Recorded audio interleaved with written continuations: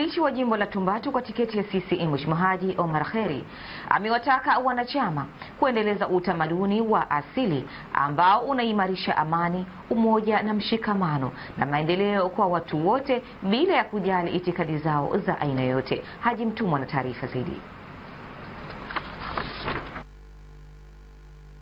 Sema tamaduni za asili katika jamii zinasaidia kwa kiasi kikubwa kuepusha mambo yanayoweza kuleta migogoro itakayosababisha maafa katika jamii na taifa kwa ujumla.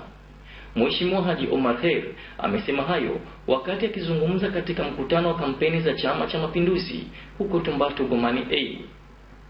Amesema CCM daima itaendelea kuthamini juhudi za waasisi wa CCM za kuunganisha Watanzania wote, ambapo kwa kiasi kikubwa tamaduni za asili zilitumika katika kutoa taaluma. Sasa yale tuliyotoa kwenye kitabu hiki tumeyatengenezea ilani ya uchaguzi ya mwaka 2015 hadi 2020.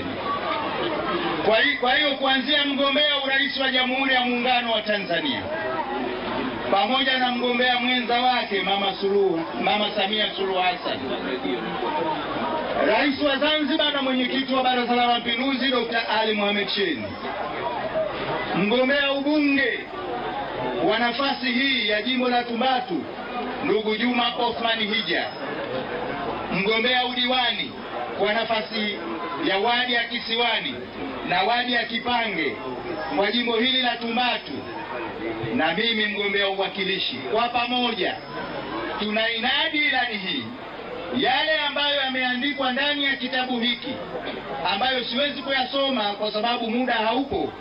Tunaahidi kwamba tutayasimamia na kuyatekeleza yote katika kipindi cha miaka 5 ijayo. Naye mgombea nafasi ya ubunge kwa tiketi ya CCM jimbo la Tumbatu, Juma Othman Hija, amesema miongoni mwa miradi mingi wanaokusudia kuanzisha jimboni hapo ni ujenzi wa mabwawa ya kufugia samaki ili kuepusha ukali wa maisha kwa wananchi bila kujali itikadi zao.